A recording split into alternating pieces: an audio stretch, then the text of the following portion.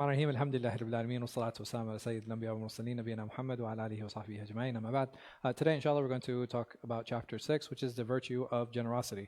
I don't think there's any difference of opinion on being generous. It's something that's really important. What I will do is we will talk about some of the hadith, and we will talk about certain athar that have to do with generosity. And I want you guys to think about a question throughout the discussion today, is why is it so difficult to be generous? All right, so we're going to look at some of the narrations, inshallah, and then we're going to talk about it. But it is something that I want you guys to think about, and then we'll come back to the question toward the end of class. So Imam Ghazāli, he introduces saying that, know that when wealth has been lost, then a slave is obliged to be content and satisfied. And we had spoken about this before. We had said that there's a difference between being content, right, and a difference between being satisfied. And we said, how do we determine the difference between them? If I'm satisfied, I'm what? But that's being more, right? Right. So there's a stagnation that comes in. And if I have qana', if I have true qana', right? If I have true contentment, then right, the drive to keep on growing, to keep on, to keep getting better. So over here, it's something that's really important. That here, when he's talking about that a slave is obliged to be content and satisfied, he's talking about what? In that moment, right? In that particular moment. So sometimes, many of us have faced a calamity, or some of us might even be in a situation where just like we're in like this financial distress, or we might feel overwhelmed, right? Like we have a lot of bills or things. It's in this moment I have to what? I have to be happy with what Allah subhanahu wa ta'ala has given me. And what do I do? For me, it's a time for me to kind of mentally pivot. In that, all right, well, this is how much I have, so what do I do with this amount of money or whatever Allah subhanahu wa ta'ala has given me? Or I have to make the best of it. Does that mean that I might have to adjust my expenses? Yeah, absolutely. I'll have to look at what I'm spending. Like, it really will require a lot of financial restructuring, but I need to go back with the idea, I need to be content with the fact that Allah subhanahu wa ta'ala is giving me this much money. Why? He means that because he knows I can make it work, right? He knows that I can figure out a way to navigate it. And in the moment, do I feel like that? No, right? Like, why is this happening? Like, oh man, like, what am I going to do? I have all these bills, and like, what? And yes, in the moment, it can be very challenging. It could be really difficult. It can be really hard. But it is in those times where it's time for us to kind of restructure, rewire, figure out, like, and we have to pivot. We have to learn how to pivot. That's something that's really important for us as Muslims. That anytime something happens, we have to learn how to shift, right? We have to keep, rolling with the punches. That if something faces us, it's like, it's like a wave. You guys ever been to the ocean, or like to a wave, at least a wave pool? So what happens if you jump into the wave? Right, it's going to pick you up and it's going to take you. What if you go with the wave? Right, you'll stay in the same place, right? You're not going to move a lot. We have a lot of good experience with wave pools over here. So so that's how it is with life, right? Sometimes things are good, sometimes things are overwhelming, but even in those times of overwhelming, Allah subhanahu wa ta'ala has always given us a means and given us a way out. And over here, he says that when it's available, so when you have wealth, when Allah subhanahu wa ta'ala has blessed you, then he is obliged to be generous and altruistic, show good, and so that he can distance himself from miserliness and stinginess. So over here, when I don't have money, how come he's not saying to be generous?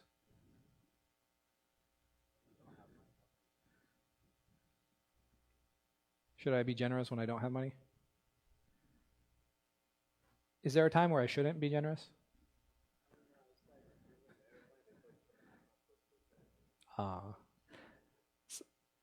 But when I'm helping someone else, am I being generous or no? Yes. Right, I am. So what message should I take away from this? Yes. Right, I have to help myself first. And then I can go ahead and I can start helping others. Right, this is something that's really important. If I'm not in a position where I have stability, then how can I help bring stability? I have to model stability before I can help others with that. And if I'm unable to bring stability to myself, and not just that, why would somebody else trust me? right? If they see me as financially unstable, and if they see me someone who's like not good with their money, and I'm like, hey, listen, I got I got a couple ideas for you, they're gonna be like, okay, yeah, I got an idea. Why don't you keep those ideas for yourself? And if they work for you, come back and talk to me. So that's something that's really important. And I actually liked how Imam Ghazāli framed this. And he says here, he closes with this, and I think this is something that's really nice. And then he starts listing off all these narrations. He said generosity is a prophetic trait. He said that there are a number of traits that you'll find, and it's not necessary that you'll find every single trait in every single prophet, but one thing that you will find with all the prophets is that they were what? Generous. And if you find this trait amongst all of the greatest of creation, that it means that we should show that characteristic that much more, and that it should take more priority with us. And he says that it's a foundational one for success. If I want to be successful, then I need to model generosity.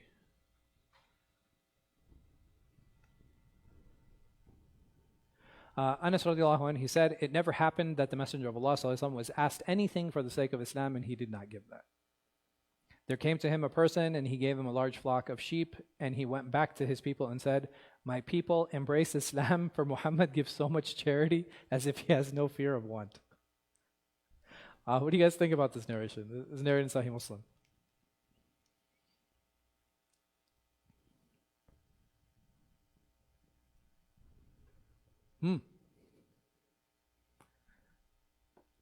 A guy came and asked, and the Prophet ﷺ said, here, take this flock of sheep. Yeah. Not one. He didn't say, here, have this sheep. He said, take the whole flock. He took the whole flock and he went back to his village. He's like, yo, this guy, he gives money like it's free, right? Like he doesn't care. Was it so the Prophet ﷺ, did he have that person in mind? Was there something specific with this individual? Or do you think he gave a flock of sheep to every single person who stopped by?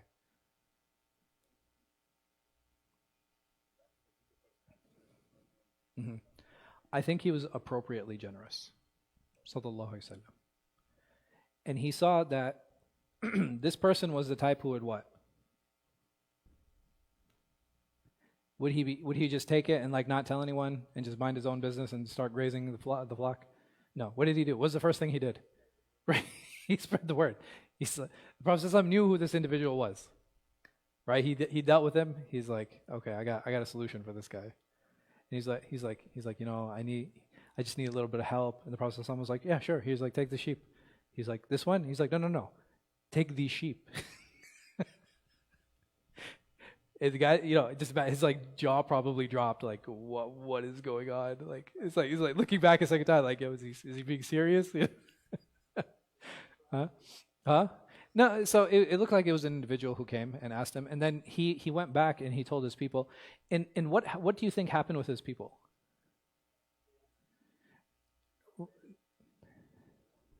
Right, so they became encouraged now to come and join Islam. Like, you know what I mean? So coming to Islam, a lot of people might be like, oh, well, you know, isn't that giving people financial benefit to enter Islam? What do you guys think about that? Like, oh, yeah, he just became Muslim so he could marry that girl. You guys heard that one? Right, this guy, he only became Muslim so he could like get the sheep. Is that a problem? I don't think so. I don't think it's a big deal.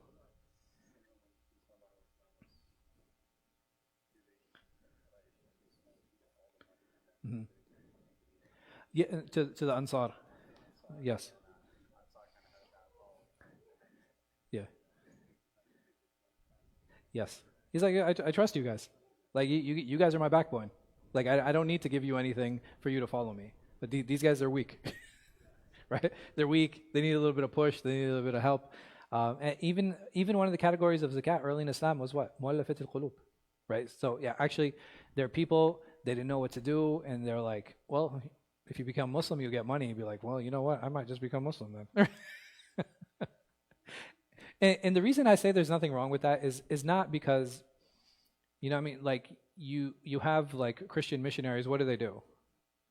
They'd be like, oh, you want medicine? Well, I just need you to proclaim that Jesus is your Lord and Savior, right? But that's very different than what? Holding somebody ransom, right? Which is what I think happens very often with a lot of these missionaries. But in Islam, giving incentive for someone to become Muslim, do you think that's problematic? No, not at all. Allah subhanahu wa ta'ala gives us incentive to stay Muslim. He's like, there's paradise, there's rivers, like this is an amazing place, you know what I mean? It's like super safe, you get all these like baller clothes, like, you know what I mean? And it's just, it's there, having that incentive is something that's really important. It's really ingrained in us to be motivated for things, and Allah subhanahu wa ta'ala has placed those motivations. And if we place worldly motivations in front of people, this is not an issue. There is an individual known as Muhajir Sulaim. So this individual, he actually migrated for Sulaim. She said, he's like, Sulaim, you know, I want to marry you, please, you know. She was like, okay, I'll marry you on one condition. He was like, what? She's like, you need to migrate and you need to become Muslim. He was like, bet. So he migrated and he became Muslim and he married Sulaim. And guess what he was known as? He was known as Muhajir Sulaim. He was known to be the one who migrated for Sulaim. Nobody criticized him. Nobody chastised him. Nobody said, oh, you know, look at this guy, he came for this woman, and blah, blah, blah. Because this shows what our priorities actually should be. We should be happy that an individual wants to embrace Islam. One of my personal pet peeves is like, Sheikh, you know, this person wants to take Shahada, and I'm like, all right, you know, are you ready to take your Shahada? They're like, well, aren't you going to ask him questions? I'm like, why? Like, he wants to take his Shahada. I'll ask him all kinds of questions afterward. Let him take his Shahada first, and then we'll figure it out. But it's really like, you know, I grew up in the culture, and this is like, I mean, you guys are much younger, mashallah, but like I grew up in a culture where there's like literal interrogation of people before they would take their Shahada. It's like, why are you taking your Shahada? What do you believe about Jesus? And like, do you claim the Trinity is false? Yes. Mm-hmm.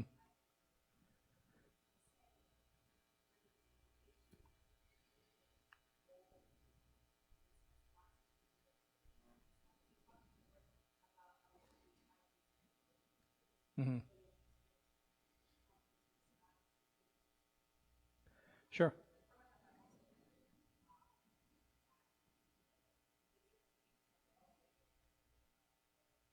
Mhm.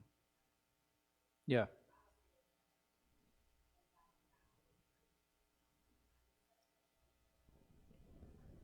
Yeah. Yeah. So, what are the conditions for a couple to be married? That they both be Muslim.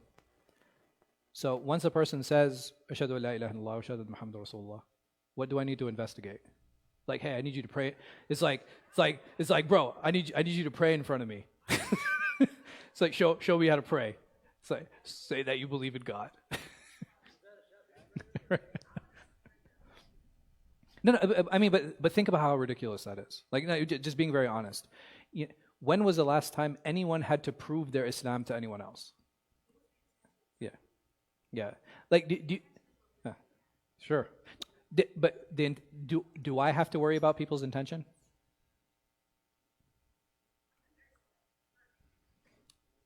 Do I need to worry about people's intention? That is between him and his Lord. Has nothing to do with me. Even right now, why are you guys in this class? Do I go around and be like, what is your true intention of coming? No, it's an intention, and this is the amazing thing about ikhlas and intention, and like mujahada and tazkiyah, they're all personal endeavors, right? They can be fortified by society and community and parents and like spouses and stuff like that, for sure. But at the end of the day, ikhlas is a personal mission. Simple as that. And no one can, and just imagine the other way around. Be like, are you really Muslim? just think about that. Be like, are you really Muslim? Yeah, I don't know. Like, prove it. Like, what am I supposed to prove? But I was supposed to like open my, you know what I mean? Like open my chest and be like, look at my heart. No, it's like clean. No, these aren't provable things, right? Either you believe or you don't. Now, if a person comes to me, even the Prophet ﷺ, he had people who prayed with him. He had people who fought with him. He had people who gave zakat. And I don't know of cases where he ﷺ actually prohibited marriages to a group of people we know to be munafiqeen. Why? Yes.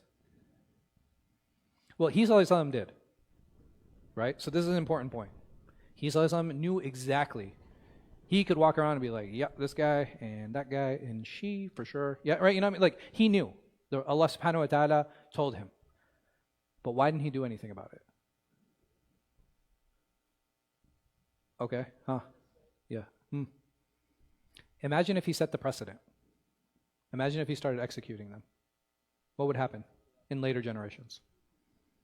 I'm sorry? Who would stop me now to say you're a munafiq?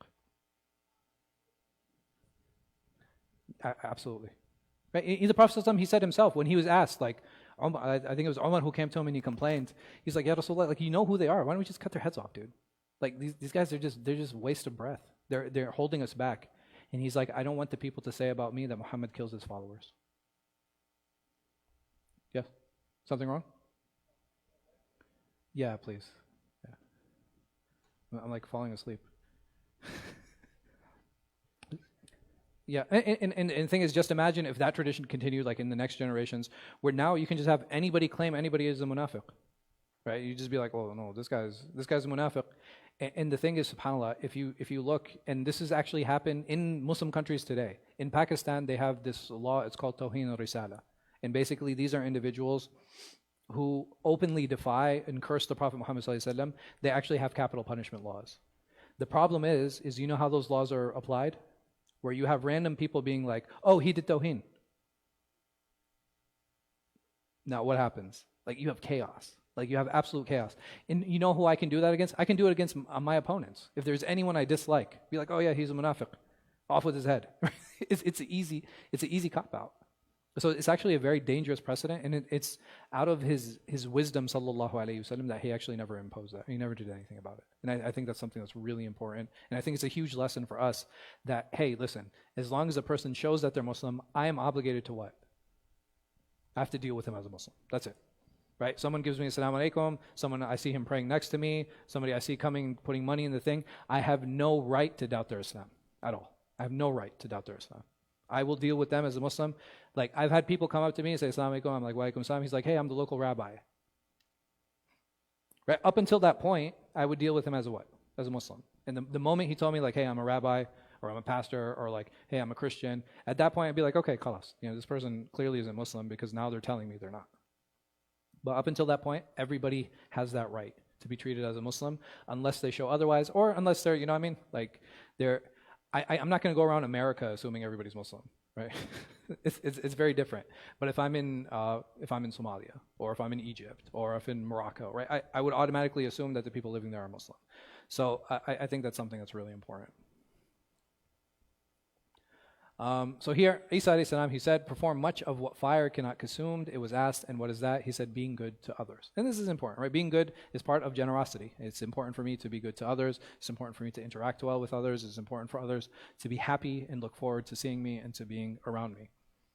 Abu Hurairah radiallahu anhu, he narrates that the Prophet ﷺ said, generosity is closeness to Allah, or is proximity to Allah, closeness to paradise, close to the people, and far from the fire.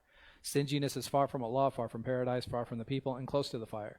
The ignorant, generous person is more beloved to Allah than the worshipping, stingy person.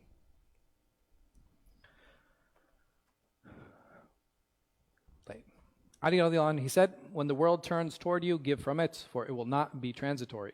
And when it turns from you, then give from it, for it will remain. He then recited, and this is a piece of poetry, he said, do not be stingy with this world as it turns from you. Extravagance and elegance would not lessen it. If it turns toward you, then strive to be generous with it. It is thankful if it does not leave anything behind. So he's just talking about the transience of this world. He's saying that it's not going to be here forever. And if Allah subhanahu wa ta'ala gives you, then it's important for you to give. The Khalifa Muawiyah, he asked Hassan about three things. He asked him about chivalry, he asked him about courage, and he asked him about generosity. So Hassan radiallahu anhu wa alayhi salam, he responded, he said, the meaning of manhood or chivalry is to save one's life and religion, and to do the best to preserve it, to treat well with a guest, to argue in a good manner, and to proceed to one's duty. And when they're called to it, we tend to call this last one stoicism. And this is something that I kind of wanted to stop on and talk about a little bit, because there are a lot of discussions, especially today, about masculinity and femininity, right? There are a lot of discussions around this.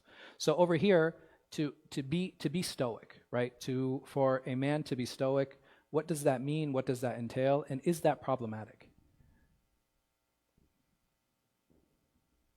Everybody's scared. It's an open forum, man. It's a discussion. Is it good? Yes. Depends. Is it bad? Is it good? Is being stoic. So what does stoic mean? Meaning that listen, regardless of what is going on, this is what needs to get done. And I will block out my emotions and feelings in order to get to this goal. I think stoicism in and of itself is pretty benign, right? It could be either good or bad. But in this context, what does it mean? In this context, it's good, right? Because he's talking about it in a good way, in a positive way. Like, how can it be good? How can pushing your feelings and emotions aside be good? Like, don't we have to be vulnerable? You know what I mean? No? No vulnerability? Yes?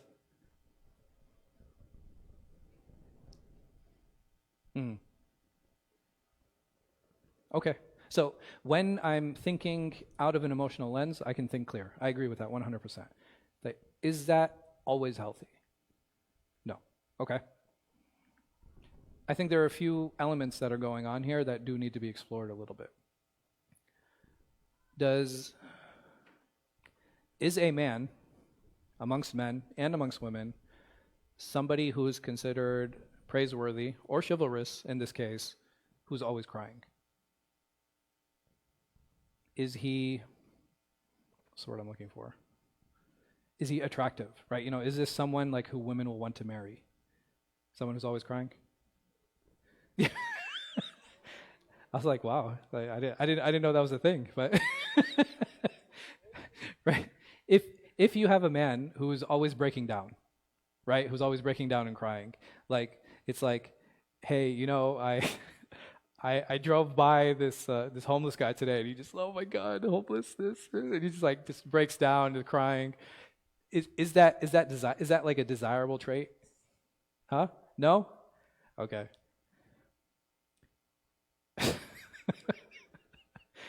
So I think we agree on that. But vulnerability is a little bit different, right? So when the problem that I think we have in the discussions today is that there's this huge overlap between vulnerability and being emotional. But they're actually separate things. If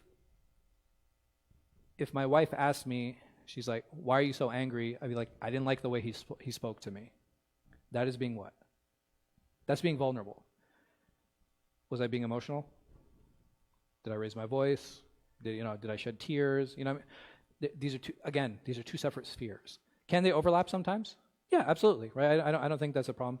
With men, they tend to overlap less, right? And with women, they tend to overlap more. And again, there's nothing wrong with that because the nature of men and women are different. But I think trying to make their nature one is something that's extremely problematic. Allah subhanahu wa ta'ala, He says very clearly, أَلَيْسَ الذَّكَرُ كَالْأُنْثَى. Like a man is not like a woman. A male is not like a female. They're two different things. So I think being vulnerable is something that's really important. Like don't get me wrong, but I don't think being emotional is. But in order if an individual is actually able to vocalize his problems and his issues, he'll be able to deal with them a lot better. Yes, go ahead.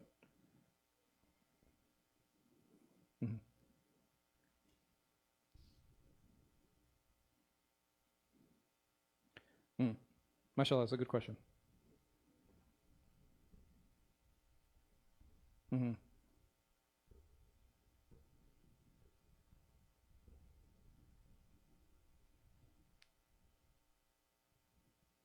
Merciful.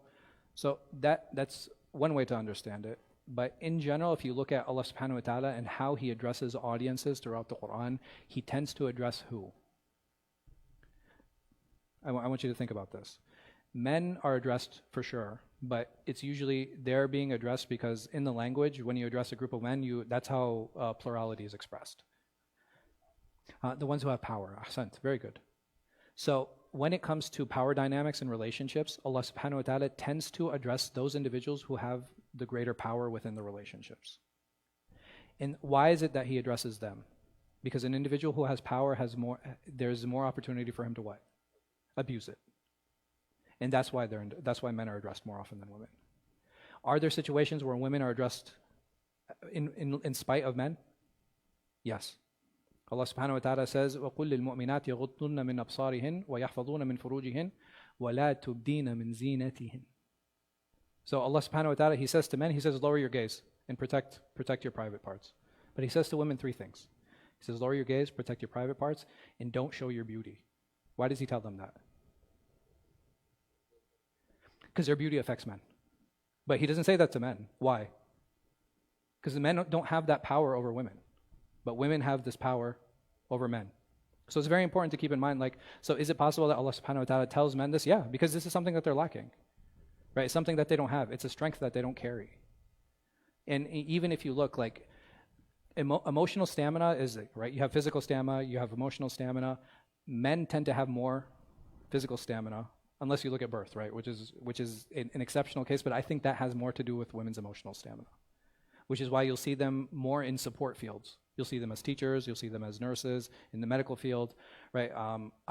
Most schools I've been to, and this is just anecdotal, I understand, but most schools I've been to, like, whether it be teachers, whether it be support staff, whether it be administrators, vast majority of them are female. And why is that? It's not, the patriarchy wants women to be teachers, like they're in educating positions, like would they not educate that away? But the idea behind a lot of these discussions is that, okay, there is a difference that's there. Everyone has their own niche. Everyone will be preferred in certain areas. Is there crossover? Are there men who have feminine qualities? Yeah, absolutely. Are there women who have masculine qualities? Absolutely. I don't think that's strange. I don't think that's abnormal.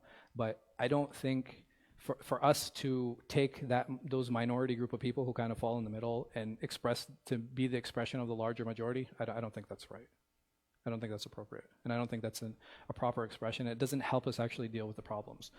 The more we embrace our differences, the easier it actually is to navigate things. And this doesn't apply just to men and women. It can apply to a number of things. You guys know about, like, interfaith activities, yes? Like, we have, like, Jews, Christians, Muslims, Hindus, Brahmins, like everybody just kind of like gets together, kumbaya. What is the purpose behind it? So that we can all be one faith?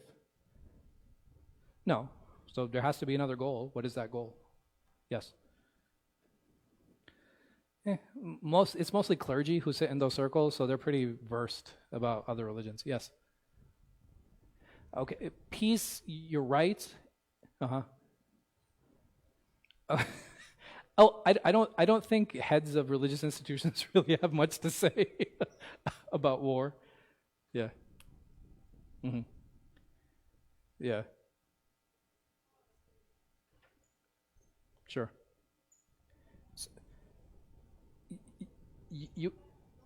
So you actually have more war in irreligious societies. More people have been killed in, like, Stalin's Russia and Mao Zedong's China than any other religion-based thing. But anyway, you were right in the sense that it's politics, right? It's politics. The reason that these religious institutions get together, it's political, right? There are political reasons behind it, meaning that in case, like, if somebody attacks one group, then everybody in the group will support and stand for that person. So these are all political alliances that are being built. How do those political alliances actually become fruitful and move forward? Does it make sense for all of these different faiths to have faith-based activities? No. Why? There's going to be conflict, right? There are different faiths. But do you think that every one of these congregations has youth that play basketball? Yes. Does it make sense to have an interfaith basketball team or basketball league? Why? Because it's a shared interest. Embracing those differences and understanding them help navigate relationships. Like I said, whether those relationships between men and women, whether those relationships be between people of other faiths, other denominations. How do we deal with Shia? It's going to be the same thing. We deal with Shia by embracing our differences and understanding, like, hey, it's like, oh, no, listen, y'all do your thing. We're going to do our thing. You guys want to open up a soup kitchen together? We can agree on that. I had one of the imams of not the imam, he was the president of, like, one of the Shia masajid when I was in Jersey, and he said to me, he's like, I would love to have, like, a joint Islamic school. I'd be like, cool, I'm totally with that. we would just separate for Islamic studies. He's like, oh, we're the same thing. I was like, no, we're not. We're not the same thing. And I said, until we understand that we are different, we're not actually going to be successful and move forward. But allowing our children to socialize together, it'll make it, the animosity will what? It'll go down. It doesn't mean I need to accept what you're believing or that you need to accept what I'm believing, because our kids go to kids of other denominations and other faiths all the time. So going to school with a Shi'i is less of a problem for me as long as I make sure that my child is being educated with a Sunni education. Within the masjid. This masjid here, how many nationalities, how many ethnicities do we have? We have like 50 or something. How do we deal with that? Again, by embracing the differences. And what does that mean? That sometimes Somali culture needs to be celebrated, sometimes Moroccan culture needs to be celebrated, sometimes Sudani culture needs to be celebrated, sometimes Pakistani culture needs to be celebrated. And then what happens is when everybody feels like they have ownership over the space, what happens? It becomes easier to work together and come together. But if I feel this is the Arab masjid, or if I feel this is the Somali masjid, or if I feel this is the Pakistani masjid, how involved and how much empowerment and ownership do you think I have, or I feel? Like little to none. May Allah subhanahu wa ta'ala give us tawfiq. I think there are a few more narrations. When is Maghrib? Oh, did they make it then? No, they should have made it then. Can you just double?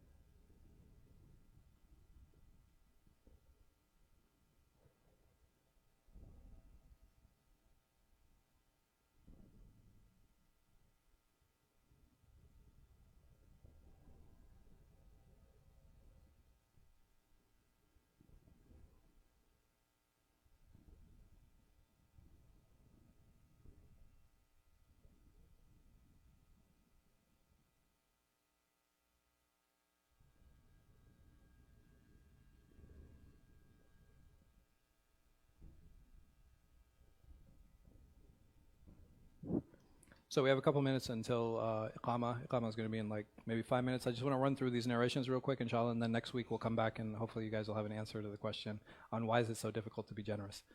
So Zayn al-Abidin, he said, he is not generous, the one who only gives when asked. The generous man is he who in obedience to Allah's command pays the dues of those to whom they are due without asking. He is not eager to receive their gratitude as he firmly believes that he will receive his full reward from Allah subhanahu wa ta'ala. Again, this idea of perspective, understanding on how to be generous, right? And the generosity is not so that I can receive thanks from the person, but it's so I can what? Receive reward from Allah. Some of the Bedouins were asked who their leader was. They responded, the one who bears our curses, the one who gives, the one who asks, and the one who overlooks the ignorant from among us. Hassan al-Basri was asked, what is generosity? He said, whatever you happily give in the way of Allah is generosity. It was asked, what is miserliness? He said, not to spend in the way of Allah is miserliness. It was asked, what is misuse? What is israf? He said, to spend for greed of position is misuse, is israf.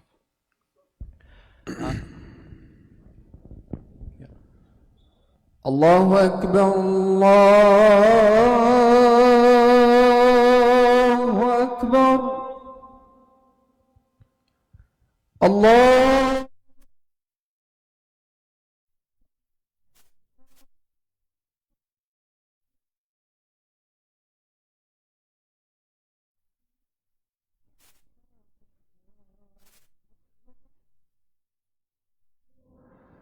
أشهد أن لا إله إلا الله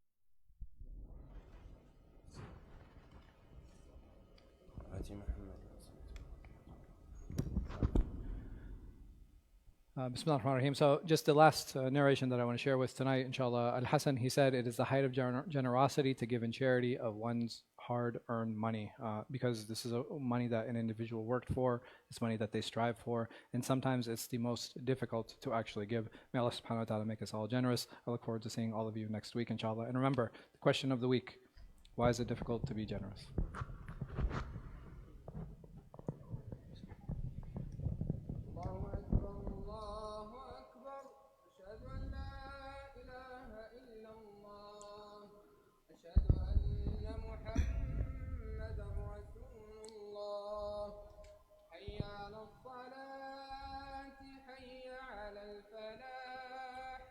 قد قامت الصلاة قد قامت الصلاة الله أكبر الله أكبر لا